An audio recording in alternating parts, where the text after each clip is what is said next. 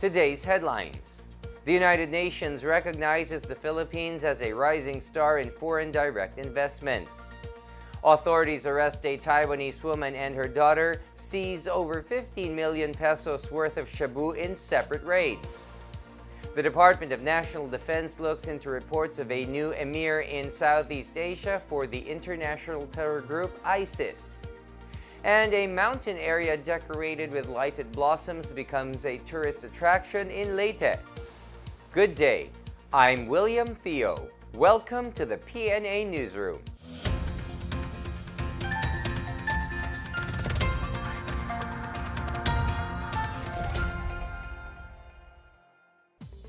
Malacanang welcomed the recognition of the Philippines by the United Nations as a rising star in foreign direct investments. This follows a UN report showing a positive outlook in investing in the country. The report from the UN Economic and Social Commission for Asia-Pacific, or UNESCAP, said the Philippines is expected to have significantly better trade prospects for 2017. Presidential spokesperson Harry Roque said UNESCAP recognizes 60% growth in the country's foreign direct investment inflows. It cited simplified procedures for foreign investments contributed to the positive forecast. He also said the report approved of the streamlining of services such as the releasing of business permits and licensing system in the country. Meanwhile, Roque welcomed another report referring to the Philippine manufacturing sector being ahead of other ASEAN member countries. Roque also welcomed the commendation by the UN High Commission for Refugees on the Philippines' continued support for refugee welfare. The Department of Justice signed an interagency agreement that grants access for asylum seekers, refugees, stateless persons, and other persons of concern to government services they need in the country. Authorities seized over 15 million pesos worth of methamphetamine hydrochloride or shabu from a Taiwanese mother and her daughter. The drugs were confiscated on separate occasions by the Philippine Drug Enforcement Agency, Philippine National Police, and Bureau of Corrections. PDEA Director General Aaron N. Aquino identified the suspects as Yukla Yu, an inmate of Correctional Institution for Women in Mandaluyong, and her daughter Diana Yu Uy. Yu has been in jail since 2000 for drug charges.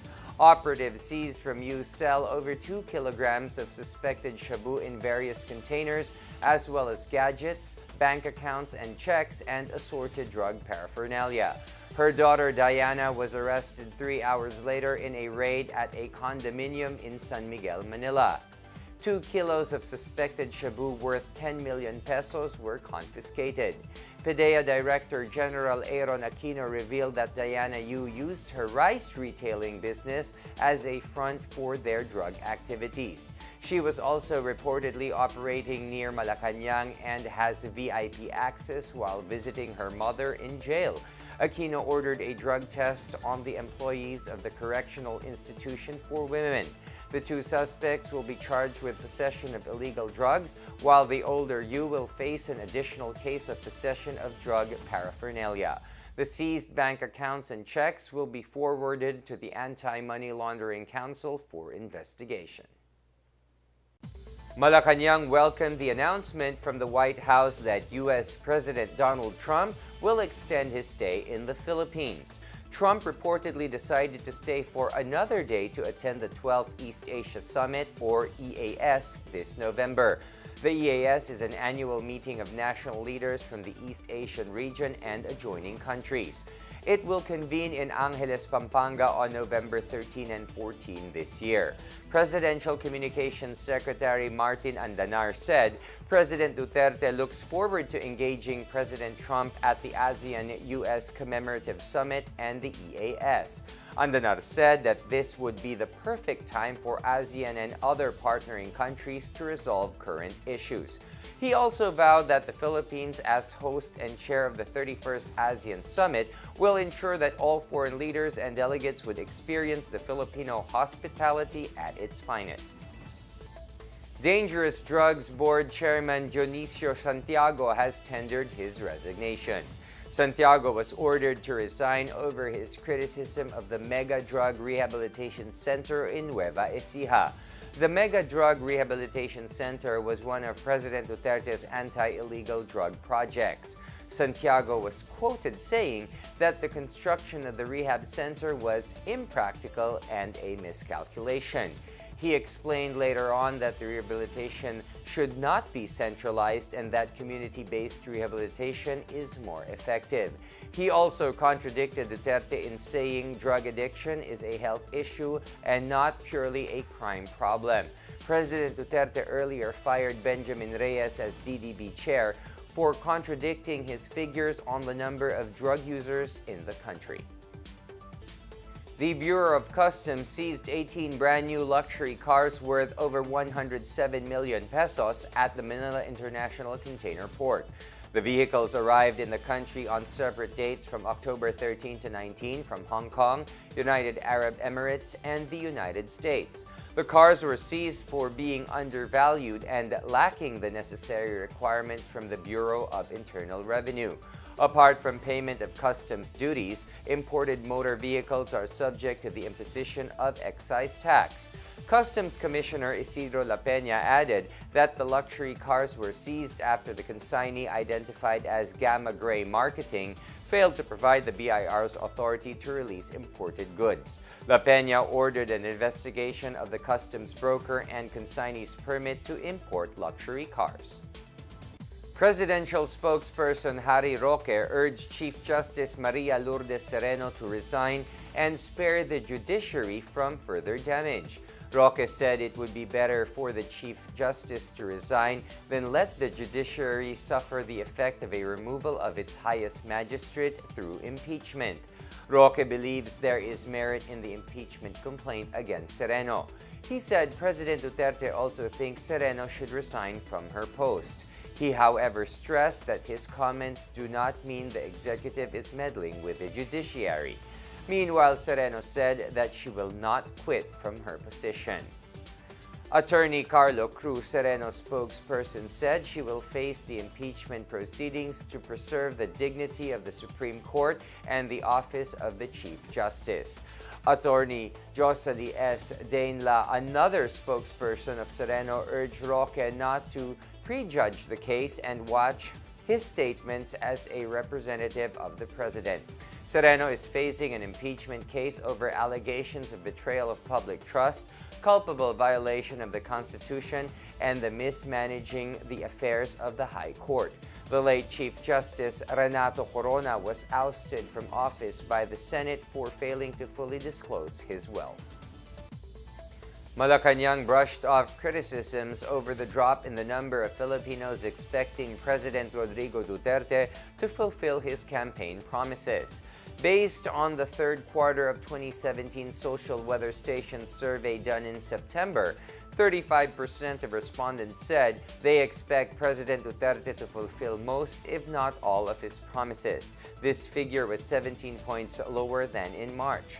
57% answered a few, while 6% said none. Presidential spokesperson Harry Roque said having people say that the president's election promises is normal after a year in office. Roque stressed that 71% of adult Filipinos remain satisfied with Duterte's performance. He said the president kept his promises simple and few, such as the war on drugs and corruption. He added that Duterte does not look at surveys and that he has shown political will, proof of which was the resolution of the Marawi conflict and the Philippines leading ASEAN in manufacturing. Still to come, the Department of National Defense looks into reports of a new emir in Southeast Asia for the international terror group ISIS. These and more when the PNA Newsroom continues.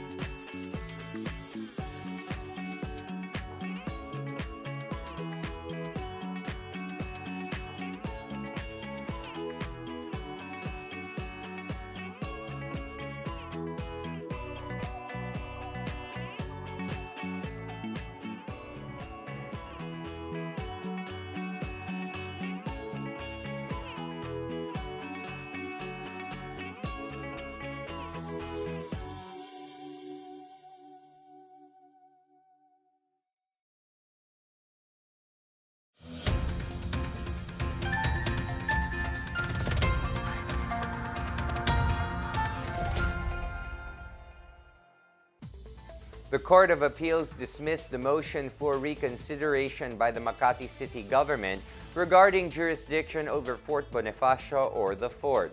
In a 5-page decision, the CA Special Former 6th Division found no basis to reverse its decision in March this year.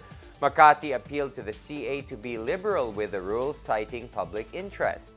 The CA, however, said Makati failed to present new arguments. The court earlier affirmed the ownership of the Taguig City government over the 729-hectare prime property. The Pasig Regional Trial Court stopped Makati from exercising jurisdiction over Fort Bonifacio back in 2011. Makati appealed before the Pasig RTC and the Court of Appeals and had the previous decision reversed. Taguig, however, challenged it on the grounds of forum shopping, which the Supreme Court and the CA affirmed. The Department of National Defense is looking into reports that Malaysian terrorist Amin Bako is now the new ISIS emir in Southeast Asia. PNP Chief Ronald De La Rosa reported that Bako is now the new ISIS emir in Southeast Asia following the death of Hapilon in Marawi City last October 17. Defense Secretary Delfin Lorenzana admitted that Bako is not as high-profile or famous as his predecessor. His name does not appear on intelligence reports or lists concerning active terrorists. Lorenzana said that they are now pursuing Bako and the other remaining stragglers of the Maute Group and its allies. He added that Bako and the remaining terrorists are no longer a force to reckon with due to their splintered condition and lack of supplies. Meanwhile, 9 stragglers were confirmed killed in a firefight on Sunday as government troops continue clearing operations in Marawi. One of the slain stragglers was identified as Ibrahim Maute alias Abu Jamil, the cousin of ISIS-inspired Maute group leaders Omar and Abdullah. The Department of Tourism welcomed the inclusion of Baguio City in the list of creative cities of the United Nations Educational, Scientific, and Cultural Organization, or UNESCO. Baguio was designated as a creative city under crafts and folk art. It joined 64 other cities that excelled in crafts and folk art, design, film, gastronomy, literature, media arts, and music. Tourism Secretary Wanda Tulfo-Teo said this is a fitting tribute to Baguio as a community that teems with talent. She noted that Baguio is popularly known for its woodwork, woven designs, handicraft, painting, architecture, park landscape, and other art forms. She encouraged all DOT regional offices to work with local government units in promoting excellence in cultural fields and improve competitiveness in tourism. The UNESCO Creative Cities Network commits to develop and exchange best practices to promote creative industries, strengthen participation in cultural life, and integrate culture into sustainable urban development policies. Davao City is set to donate 5 million pesos for the rehabilitation of Marawi City. In a statement by Mayor Sara Duterte Carpio, she said that the city has extra disaster funds that it can share with Marawi. She said this is part of the duty of Davaoenos to help those affected by the conflict. The mayor encouraged other local government units to share part of their disaster funds for relief efforts. The national government earlier allocated an initial 5 billion pesos for Marawi's rehabilitation.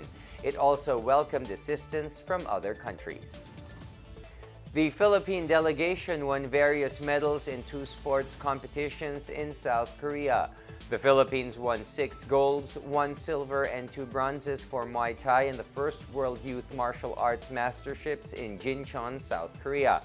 4 of the golds were from the girls' divisions.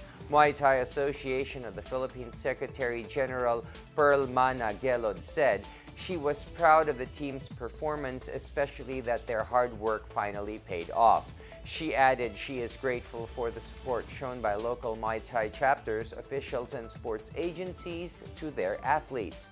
The Philippines also bagged 18 medals, including 3 golds in the Asian Cup and Asian Interclub Weightlifting Championships in Yanggu County, Gangwon Province.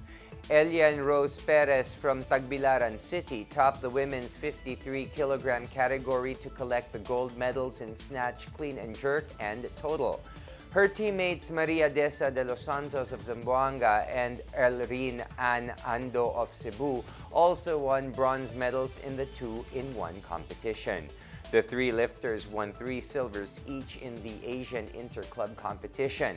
Perez previously won 3 bronze medals in the Senior, Youth, and Junior Asian Championship in Kathmandu, Nepal last July. Meanwhile, Deza won 3 silvers in the 2016 Asian Youth and Junior Weightlifting Championship at the Otaku City Stadium in Tokyo, Japan. Up next, a team assembled from 21 government agencies is deployed to secure the ASEAN Summit. A mountain area decorated with lighted blossoms becomes a tourist attraction in Leyte. These and more when the PNA Newsroom returns.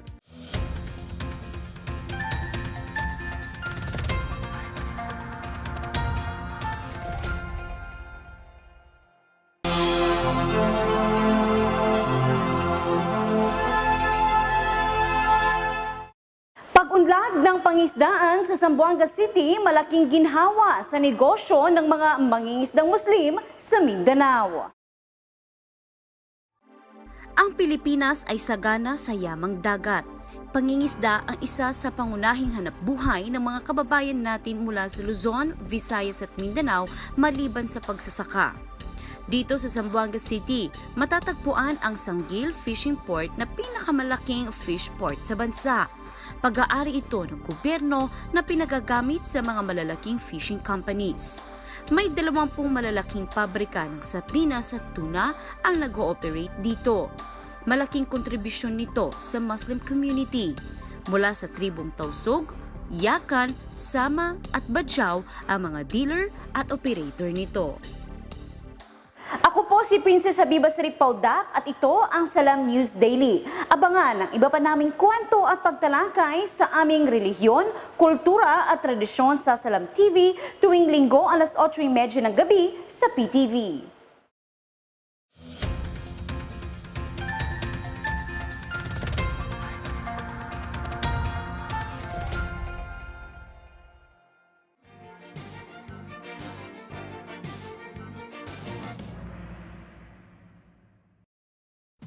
A multi-agency contingent was mobilized at the Carino Grandstand to secure the 31st ASEAN Summit. Interior Officer in Charge Catalino Cuy said a total of 60,000 forces and resources from 21 government agencies have been deployed.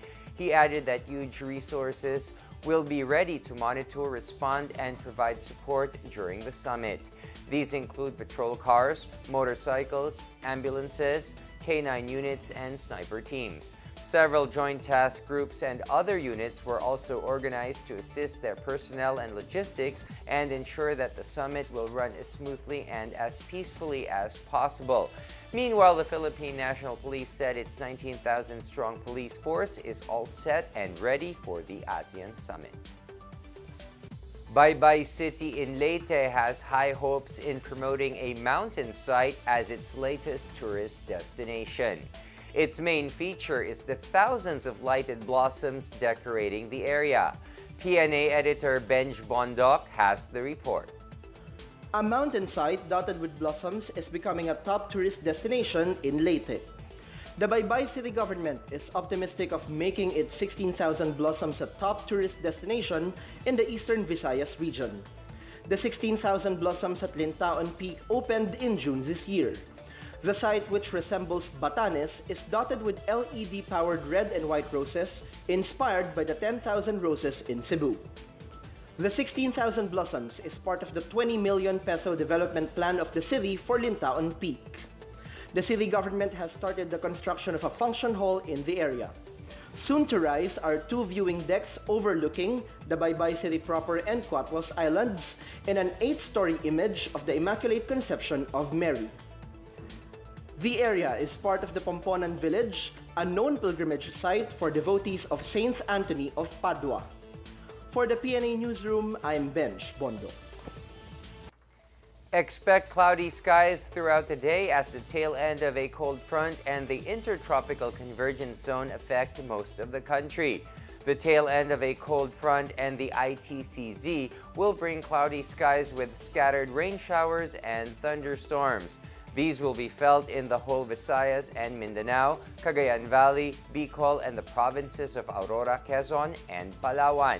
Meanwhile, Metro Manila and the rest of northern and central Luzon will experience partly cloudy to cloudy skies with isolated light rains caused by the northeast monsoon. The rest of Luzon will have partly cloudy to cloudy skies with isolated rain showers or thunderstorms. Let's take another look at today's headlines. The United Nations recognizes the Philippines as a rising star in foreign direct investments. Authorities arrest a Taiwanese woman and her daughter, seize over 15 million pesos worth of shabu in separate raids. The Department of National Defense looks into reports of a new emir in Southeast Asia for the international terror group ISIS. And a mountain area decorated with lighted blossoms becomes a tourist attraction in Leyte. The holidays are coming soon. It's 48 days before Christmas. For more stories, please log on to www.pna.gov.ph or visit the PNA page on Facebook and Twitter. And that's your daily dose of the hottest news and the latest information that you need to know from the PNA Newsroom. I'm William Theo. Good day.